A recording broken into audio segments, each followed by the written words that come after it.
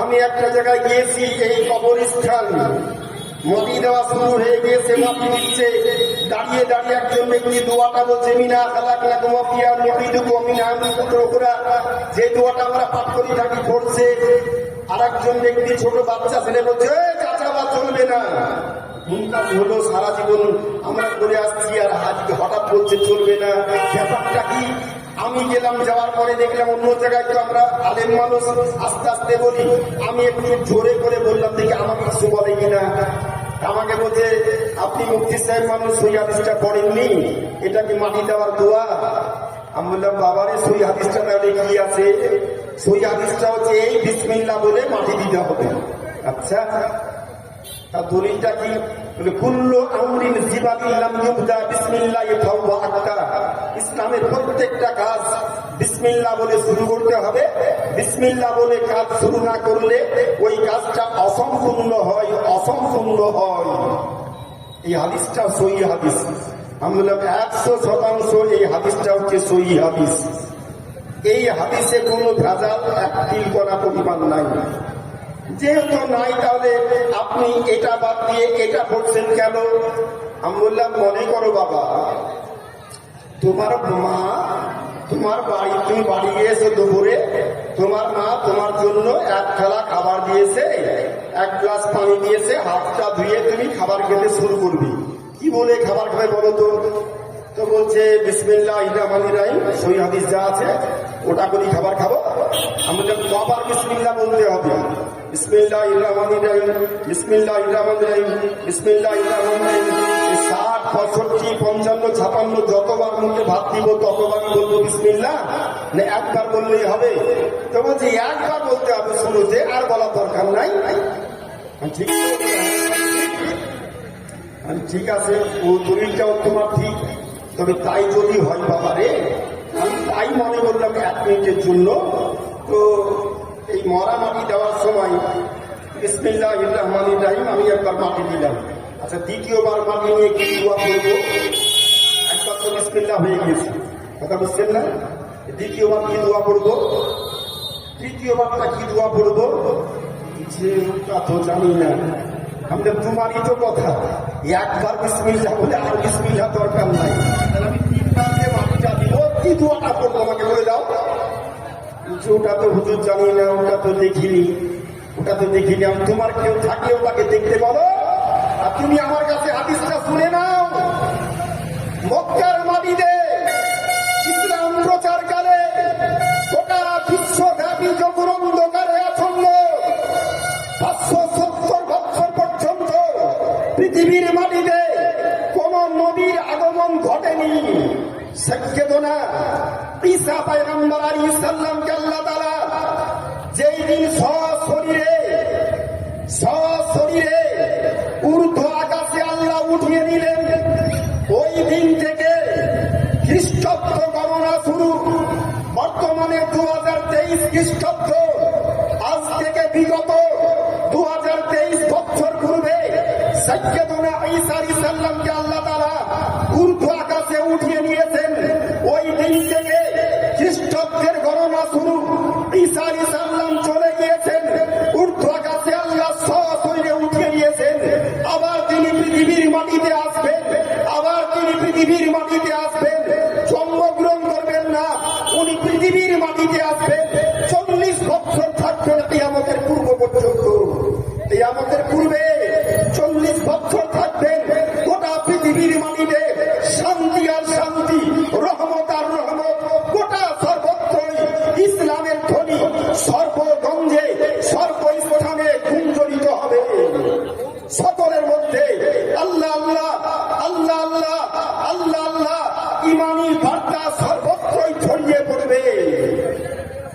ঈসা পয়গম্বর চলে যাওয়ার পর 570 বছর পর্যন্ত গোটা পৃথিবীর মাটিতে কোন নবীর আগমন ঘটেনি।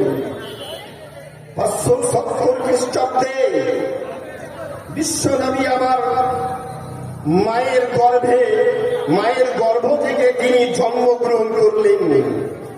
জন্মগ্রহণ করলেন কোন জায়গায়? কাবা শরীফ থেকে। কাবা শরীফ থেকে একেবারে এটা হচ্ছে গোল কাবা ঘর। আর কাবার এইরকম কোনাকুনি গিয়ে গেট বেরিয়ে যাওয়া সাফা মারওয়া, সাফা মারওয়া দুটো পাহাড়। সাফা থেকে মারওয়া, মারওয়া থেকে সাফা। এই সাফা মারওয়া, মারওয়া গেটটা পার করে ওই পাশে হচ্ছে আবু জেহেলের বাড়ি। আর আবু জেহেলের বাড়ির পাশে হচ্ছে নবী পাকের জন্মভূমি। আমি একটা কথা বারবার মনে পড়ে যাই, মনে বড় আশা ছিল, মনে বড় ইচ্ছা ছিল। আমি প্রায় 26-27 বছর থেকে জালসার মঞ্চে আমন্ত্রিত আল্লাহর কাছে আরজ করেছিলাম, আল্লাহ অতদিন পর্যন্ত কোন মঞ্চেই বসে বক্তব্য রাখবো না যতদিন পর্যন্ত কাবা বাইতুল্লাহ নিজের চামড়ার চোখ দিয়ে দর্শন না করবো। আমি একটু ঝলকখানা দেওয়ার জন্য আজকে পরবর্তী স্টেপ বলেছিলাম পৃথিবীর সৃষ্টির রহস্য, মসজিদ সৃষ্টির রহস্য খানা একটু উদ্ঘাটন করবো সময় হিসাবে। আমার বলার উদ্দেশ্য বাবা জীবন, রাত্রি 12টার পর যখন কাবা বাইতুল্লাহ গিয়ে হাজির হলাম, হাইরে কাবা, যেই কালো ঘরটা দেখার পর কঠোর দিনের মানুষ তার মন বিগলিত হয়ে চোখ দিয়ে টস করে পানি ধরে। পৃথিবীর এমন একটা স্থান যেখানে হাজার হাজার লক্ষ লক্ষ মানুষ, ছেলে মেয়ে একই সঙ্গে তপ করে, একই জায়গা একসঙ্গে তপ হয়। যেই কালো ঘর দেখার পর মানুষ নিজকে ভুলে যায়, আমি ছেলে আমি মেয়ে, এই মনটা কারো মধ্যে থাকে না। আল্লাহর কাবা ঘর দেখার পরে প্রত্যেকের মধ্যে পরিবর্তন আছে। আমাকে মরতে হবে কাবা ঘর দেখার পর। কঠোর দিনের ব্যক্তি হলেও তার চোখ দিয়ে টস করে পানি ঝরে। নবী আমার বললেন, পৃথিবীর যে কোনো মসজিদে 1 লক্ষ রাকাত নামাজ পড়া আর কাবা বাইতুল্লাহ দূর করতে এসে 1 রাকাত নামাজ পড়া সম পরিমাণ নেকি। কাবা বাইতুল্লাহ পার্শ্ববর্তী জায়গা হচ্ছে নবী পাকের জন্মভূমি। 570 খ্রিস্টাব্দে জন্মগ্রহণ করলেন, 610 খ্রিস্টাব্দে নবুয়তের এলান করলেন। কোরআন নাযিল হলো, 40 বছর বয়স নবী পাকের পূর্তি হলো। কোরআন নাযিল হলো 610 থেকে 622 খ্রিস্টাব্দ পর্যন্ত মক্কার মাটিতে নবী আমার দ্বীন ইসলাম প্রচার করলেন। এই 610 বছরের জমানো গ্লানি, জমানো স্তূপ, পাপের স্তূপ জমে জমে গোটা পৃথিবীর মাটিতে মানবিকতা ছিল না, আপনার মায়েদের সম্মান ছিল না, বড়দের শ্রদ্ধা ছিল না, ছোটদের স্নেহতা ছিল না। ব্যভিচারে দেশ পরিপূর্ণ, মন্ডল নাই, মাতাব্বর নাই, শাসন নাই গোটা দেশের মাটিতে।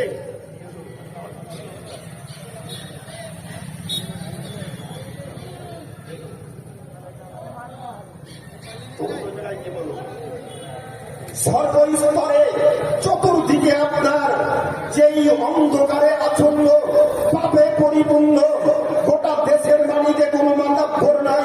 570 বছর কোন পথ প্রদর্শক নবীর আগমন ঘটেনি দেশের মাটিতে। নবী আমার আসলেন 610 বছরে জমানো গ্লানি। 12 বছর মক্কার মাটিতে ইসলাম প্রচার করলেন। 12 বছর মক্কার মাটিতে ইসলাম প্রচার করার পর এই ইসলাম প্রচার করতে গিয়ে কত আঘাতপ্রাপ্ত হলেন, কত মার খেলেন, কত আপনার শরীর থেকে রক্ত ঝরল। আজ মাকামে আরকাম জন্মভূমি কাবা শরীফের পাশে, সেখানে বসবাস করতে পারলেন না। আবু তালিবের বাড়ি মাকামে আরকাম, সেখানে তিনি লালিত পালিত হলেন। সেখান থেকে ইসলাম প্রচার শুরু করলেন, সেখান থেকে ইসলাম প্রচার শুরু করলেন।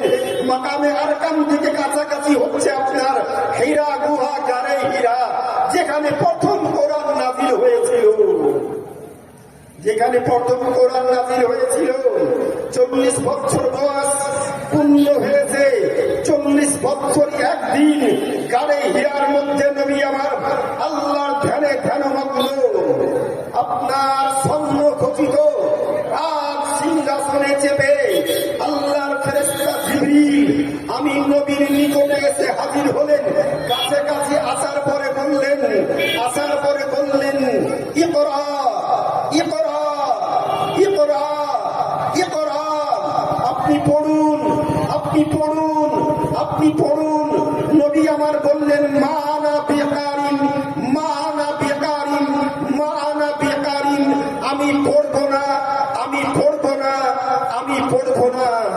যেখান থেকে করম নাজিল আপনার শুরু হলো, 12 বছর ইসলাম প্রচার করলেন, হাইরে মাকামে আর কাম। যেখান থেকে বারবার তায়েফের মানুষরা অত্যাচার করেছে, শরীর থেকে রক্ত গড়িয়েছে, অচেতন্য হয়ে পড়েছেন, তা সত্ত্বেও নবী পাক আল্লাহর রজ্জুকে, আল্লাহর রশ্মিকে মজবুত করে ধরে থেকেছেন। একটুও পিছপা হননি, একটুও নিজ জায়গা থেকে একটু আপনার পরিবর্তন ঘটাননি। এত কিছু হওয়ার পরেও আল্লাহর তরফ থেকে হুকুম হলো, নবী গো, মক্কা থেকে মদিনা তুমি হিজরত করো। 12 বছর মক্কার মাটিতে, মদিনা শরীফে গিয়ে আপনার 11 বছর, টোটালে মক্কা মদিনা 2 জায়গা মিলিয়ে 23 বছর কোরআন নাজিল হলো। 23 বছর ইসলাম প্রচার করলেন। 610 বছরের জমানো প্রাণী উত্তম আদর্শের মাধ্যমে, উত্তম চরিত্রের মাধ্যমে নবী আমার ইসলাম বিস্তার করালেন। ইসলাম বিস্তারিত হলো সর্বস্তরে, কলেমার ডাঙ্কা সর্বত্রই ছড়িয়ে পড়ল। সব জায়গাতে একই বাক্য সবার মধ্যে আসলো, শান্তি দেশে এসেছে, শান্তি দেশে এসেছে, সাম্যবাদ দেশে প্রতিষ্ঠিত হবে। বড়দের শ্রদ্ধা থাকবে, ছোটদের স্নেহতা থাকবে। নারী জাতির সম্মান ছিল না, নারীরা সম্মানিত হবে। ইসলাম নারীদেরকে যতটা সম্মান দিয়েছে, অন্য কোন জাতি এত উন্নত সম্মান দেয়নি। আর কিয়ামতের সকাল পর্যন্ত এত উন্নত মানের সম্মান কোন জাতি দিতে পারবে না, জাতি দিতে পারবে না। ইসলাম যতটা পরিমাণ মেয়েদের সম্মান প্রদর্শন করেছে। আমার বলার উদ্দেশ্য এখানে, ইসলাম প্রচারকালে মাকামে আর কামে নবী আমার আরাম করছেন। রাত্রিবেলায় নবী পাকের 4টি কন্যা, বড় কন্যা মা রুকাইয়া 9 মাসের পেটে বাচ্চা ধারণ করে আব্বুর বাড়িতে এসেছে। বাচ্চা, প্রথম বাচ্চা প্রসবের উদ্দেশ্যে বাবার বাড়িতে এসেছেন। নবী পাকের শরীরটা একটু জ্বর জ্বর ভাব। নবী পাক শুয়ে আছেন, মাথার চুলগুলোকে টেনে টেনে দিচ্ছেন মা রুকাইয়া। দরজার সামনে শব্দ হলো, বলে কে? বলে জিনা মিনাত তাইফা নাহনু সিন্নুল ইসলাম। আমরা তায়েফ থেকে এসেছি, নব মুসলিম, নবীর সঙ্গে সাক্ষাৎ করব, নবীকে একটু ডেকে দাও। নবীর বেটি রোকাইয়া দরজার নিকটে গেলেন, আপনার গেটটা খুলে দিলেন। আপনারা কে? কোথা থেকে এসেছেন? তারা বলল, আমরা নতুন ইসলাম কবুল করেছি। রাত্রি অন্ধকারে আমাদের দেশের লোক দেখতে পেলে আমাদের প্রতি আক্রমণ করবে। গোপন রাস্তা দিয়ে নবীর সঙ্গে সুখের দুঃখের কথা বলার জন্য এসেছিলেন। আব্বু, কি হলো? আপনার কাছে এসেছে, আপনার কাছে এসেছে, নতুন ইসলাম তারা কবুল করেছে, কিছু সুখের দুঃখের কথা বলবে, ওদের সমস্যা কিছু বলবে। নবী পাক বললেন, রোকেয়া যাও, ওদেরকে বলে দাও, ওরা কষ্ট করে যখন এসেছে, রাত্রি বাড়ি দিতে হবে না, মেহমান নামাজি করো। আসহাবে সুফা, সাহাবায়ে কেরামদের মেহমানদের থাকার জায়গা, ওই জায়গাতে সবাইকে থাকতে বলো। খাবার না খেলে খাবার ব্যবস্থা করে দাও। দ্বিতীয়বারের জন্য যখন গেটের সামনে হাজির হয়েছেন মা রুকাইয়া, নবী পাক আসবেন না, ফজরের পরে সাক্ষাৎ হবে, আপনারা কষ্ট করে এসেছেন, আপনারা রাত্রে মেহমান নামাজি করুন, ক্ষুধা পেলে বলুন, খাবার ব্যবস্থা আমি করে দিচ্ছি। ওদের মধ্যে একজন ব্যক্তি বলল, এসেছিলাম নবীকে কতল করার জন্য, নবীকে যখন পেলাম না, নবীর বেটিকে জিন্দা রেখে লাভ হবে না। এই কথা বলার পর আপনার কাছে ছিল বল্লম খানা টান দিয়ে বের করার পর নবী পাকের কলিজার টুকরো বড় কন্যা মা রুকাইয়ার পেটকে লক্ষ্য করে আপনার বল্লম আঘাত করে দিল। তল পেটে বল্লমটা যখন লেগেছে, মা রুকাইয়া চিৎকার করে উঠলেন, চিল্লিয়ে উঠলেন। নবী পাক দিয়ে কান্না শোনার পর স্থান থেকে উঠলেন, স্ত্রীগণ পাশাপাশি ঘরে ছিলেন, তারাও আপনার বেরিয়ে আসলেন। তারা বেরিয়ে আসার পর কি হলো? আর কেউ নাই, সব পালিয়ে গিয়েছে। কি হলো? কেউ নাই। মা রোকাইয়া কখনোই ইন্তেকাল করেনি। কি হলো? মা, আব্বু ওরা মিথ্যাবাদী, ওরা এসেছিল আপনাকে কতল করার জন্য। আপনাকে যখন পেল না, তারা বলল এসেছিলাম কতল করার জন্য, নবীকে যখন পেলাম না খালি হাতে ফিরে যাব, নবীর বেটিটাকে জিন্দা রেখে লাভ নাই। তাই এই কথা বলে বল্লমের জোরে আঘাত করেছে আব্বু। বল্লমের ব্যথা যন্ত্রণা আমি সহ্য করতে পারছি না। নবী আমার কাছাকাছি গেলেন, নিজের কলিজার টুকরো বেটিকে বললেন, কই দেখি কোন জায়গাতে বল্লম তোমার ঢুকেছে। যেই জায়গাতে বল্লম নিক্ষেপ করেছে ওই নিক্ষিপ্ত বল্লমের জায়গা কাপড়টা সরিয়ে দেওয়ার পর নবী আবার নিজের হাতে টান দিয়ে বল্লম খানাকে বের করলেন। ধর ধর ধর ধর ধর ধর করে রক্ত আপনার গড়ে গেল, রক্তের ফোয়ারা আপনার গড়ে গেল। ডান দিকে বাম দিকে 2-3টি গরম দেওয়ার পর আমার মা রুকাইয়া রাদিয়াল্লাহু তাআলা মাথাটা ধরিয়ে দিলেন, শেষ নিঃশ্বাস ত্যাগ করলেন। ইন্না লিল্লাহি ওয়া ইন্না ইলাইহি রাজিউন। নবী পাকের বাড়িতে দ্বিপ্রহর রাত্রে কান্নার শব্দ, পাশে পার্শ্ববর্তী জায়গা, ডান দিকে আবু বকর সিদ্দিকের বাড়ি, আর আবু বকর সিদ্দিকের 3টে বাড়ির পর হচ্ছে আব্দুল্লাহ বিন সাবিত, একজন সাহাবীর বাড়ি। তারা নবীর বাড়ির কান্নার শব্দ শুনতে পেয়ে বাড়িতে আসলো। কি ব্যাপার, কি হয়েছে? কি ব্যাপার, কি হয়েছে? কান্নার শব্দ কেন? বিশ্বের শান্তির দূত, সাম্যের প্রতীক রাসূলুল্লাহ, উত্তম আদর্শের পয়গম্বর নবী আমার বললেন, আবু বকর, আব্দুল্লাহ বিন সাবিত, আব্দুল্লাহ বিন জুবাইর, দেরি করা যাবে না। আমাকে কতল করতে এসেছিল, আমাকে পাইনি বলে আমার মেয়েকে কতল করেছে, আমার মেয়েকে হত্যা করেছে। লাশ যদি সকাল পর্যন্ত থেকে যায়, লাশ সামনে থাকলে সাহাবায়ে কেরামরা যখন সংবাদটা শুনবে, দেশে সকাল বেলায় রক্তক্ষয়ী যুদ্ধ শুরু হবে, ওদেরও ক্ষতি হবে, আমাদেরও চরম ক্ষতি হবে।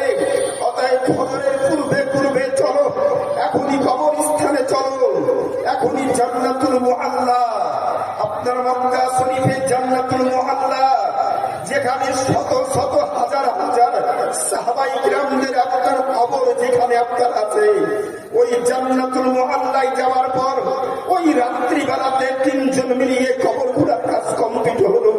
কবর ঘোরার কাজ কমপ্লিট করার পর আপনার নবী পাক বাড়ি থেকে মেয়েকে নিয়ে গেলেন। মেয়েকে নিয়ে যাওয়ার পর খাটিয়াতে করে নিয়ে যাওয়ার পর ওপরে লাশ খানা রেখে দেওয়ার পর নবী আমার নিজে আগে কবরে আপনার নেমে পড়লেন, জামা মুবারক খুলে দিলেন। কবরে নামার পর ডান কাতে বাম কাতে দুটো গরম লাগছেন। আবু বকর সিদ্দিক বলছেন, ইয়া রাসূলুল্লাহ, আপনি এই রূপ করছেন কেন?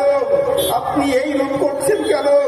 নবী পাক বললেন, আবু বকর, আবু বকর, 40 বছরের ছেলে 80-70 বছরের বাবা মাকে কাঁধে করে কবরস্থানে যাবে, এটা স্বাভাবিক। কিন্তু 40 বছরের ছেলে আর 60 বছরের বাবা ছেলেকে কাঁধে করে কবরস্থানে যাবে, এটা বাবার জন্য বড় কষ্টদায়ক, বাবার জন্য বড় কষ্টদায়ক। আমি তো কাউকে এভাবে দাফন করিনি, আমার মেয়েকে যখন দাফন করাবো কবরের আযাব কি অবস্থায় কেমন থাকবে, তাই কবরখানায় শুয়ে পড়লাম।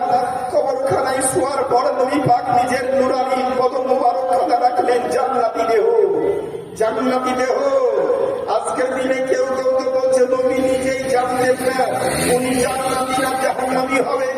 আমি তাদের উদ্দেশ্যে বলবো, সুনানুত তিরমিজি বাবুল ঈমান আর মিশকাত শরীফ 121 পৃষ্ঠার মধ্যে হাদিস বর্ণিত। নবী আমার মদিনার মাটিতে দাঁড়িয়ে সাহাবায়ে কিরামদের উদ্দেশ্যে বলেছিলেন, আতাদরুনা মা হাযানি কিতাবান, তোমরা কি জানো আমার এই দুটো হাতে কি আছে? আতাদরুনা মা হাযানি কিতাবান, দুটো কিতাব আমার কাছে আছে, এই কিতাবগুলো তোমরা কি জানো? ফাকালু, সেই দিন সাহাবায়ে কিরাম বলেছিলেন, লা ইয়া রাসূলুল্লাহ, আমরা জানি না আপনার কিতাবের মধ্যে কি আছে। নবী বাম হাত নামিয়ে রাখার পর ডান হাত তোলার পরে বলেছিলেন, হাযা কিতাবুন মিন রাব্বিল আলামিন, কিতাবটা হচ্ছে আল্লাহর তরফ থেকে। ফিহে আসমাউ আহলিল জান্নাহ ওয়াসমাউ আবাইহিম ওয়া কাবাইলিহিম সুম্মা উতমিলা আলা গারিন ফালা ইউযাদু আনহু ওয়া লাম ইয়ানকুস মিনহু আবাদা। শুনো, এই ডান হাতের কিতাবটা, এই কিতাবের মধ্যে কিয়ামতের সকাল পর্যন্ত কতজন ব্যক্তি আমার উম্মতের মধ্যে জান্নাতি হবে, ওই জান্নাতি ব্যক্তির নাম, ওর বাবার নাম, গোত্রের নাম কিতাবের মধ্যে লেখা আছে। এর মধ্যে যা লেখা আছে একটা কমও হবে না, একটা বেশিও হবে না। জোরে মহব্বতে বলি সুবহানাল্লাহ। এ সংবাদ নবী আমার দিলেন। বাম হাত তোলার পরে বলছেন, হাযা কিতাবুম মিন রাব্বিল আলামিন। এই কিতাবটা হচ্ছে আল্লাহর তরফ থেকে। ফিহে আসমাউ আহলিন নার ওয়াসমাউ আবাইহিম ওয়া কাবাইলিহিম সুম্মা উতমিলা আলা গারিহিম ফালা ইউযাদু আনহু ওয়া লাম ইয়ানকুস মিনহু আবাদা। বাম হাতে যে কিতাব দেখছো, কিতাবের মধ্যে যে ব্যক্তি আমার উম্মতের মধ্যে জাহান্নামী হবে, ওই ব্যক্তির নাম, ওর বাবার নাম, গোত্রের নাম কিতাবের মধ্যে লেখা আছে। এই কিতাবের মধ্যে যার নাম লেখা আছে একটা কমও হবে না, একটা বেশিও হবে না। কতজন ব্যক্তি পৃথিবীতে জান্নাতি হবে, এই সংবাদ নবী পাককে আল্লাহ তাআলা জানিয়েছিলেন। নবী আমার বিশ্ববাসীর উদ্দেশ্যে ঘোষণা করেছেন। এই হাদিসটাকে ইমাম তিরমিজি বলেছেন হাযা হাদিসুন হাসানুন। এই হাদিসটা হচ্ছে সহিহ সনদে বর্ণিত, হাদিসটা হচ্ছে হাসান। উত্তম বর্ণনাকারী হচ্ছে উত্তম ব্যক্তি। আমার সর্বশেষ কথা, আমি যে উদ্দেশ্যে কথাটা বলার জন্য কথাটা বললাম, আমার নবী, আপনার নবী, আপনার নবী, আমার নবী, বিশ্ব নবী আমার, আপনি নিজের মেয়ের কবরখানাতে উনি নামলেন, শরীর মুবারকটা ঠেকালেন, উঠে পড়লেন, আপনার নিজের হাতে নিজের মেয়ের লাশটা কবরে আপনার রাখলেন। রাখার পর কবর থেকে উঠে পড়লেন, কবরে তক্তা দেওয়া হলো। তক্তা দেওয়ার পর নবী আমার নিজের হাতে প্রথম তিনি আপনার নিজের হাতে এক মুষ্টি মাটি নেওয়ার পর পড়ছেন, ওয়াকালান নবী সাল্লাল্লাহু আলাইহি ওয়াসাল্লাম, মিনহা খালাকনাকুম ওয়া ফিহা নুঈদুকুম ওয়া মিনহা নুখরিজুকুম তারাতান উখরা। নবী আমার আপন কলিজার টুকরো মেয়ের আপনার জানাজা পড়ার পর নিজের মেয়ের জন্য উনি মাটি দিয়েছেন। 3 বার এই দোয়া পাঠ করে উনি মাটি দিয়েছেন। এটা হচ্ছে নবী পাকের সুন্নাত, সাহাবায়ে কেরামদের সুন্নাত। আমি কারো পক্ষে বিপক্ষে বলার জন্য আসি নাই। যারা বলে দলিল নাই, ওদেরকে দলিলটা দেওয়ার জন্য এই দলিলটা আমি পেশ করলাম। বলে কোথায় লেখা আছে হাদিসটা? আল মুসান্নাফ ইবনে আব্দুর রাজ্জাক, আল মুসান্নাফ ইবনে আবি শাইবা, আপনার বুখারী শরীফ লিখার বহুকাল পূর্বেকার আপনার লিখিত হাদিসের বই। বলে আপনি শুনে বলছেন? বলে না, আমি শুনে কথা বলি না। অদম খাচ্ছার নিজের বাড়িতে 4 থেকে 5 লক্ষ টাকার বই খরিদ করে রেখেছিলেন। বলে কোথা থেকে করেছেন? ধান্দাবাজি কি? সরকারি চাকরি করি, সরকার মাস গেলে আমাকে 65-70 হাজার টাকা দেয়।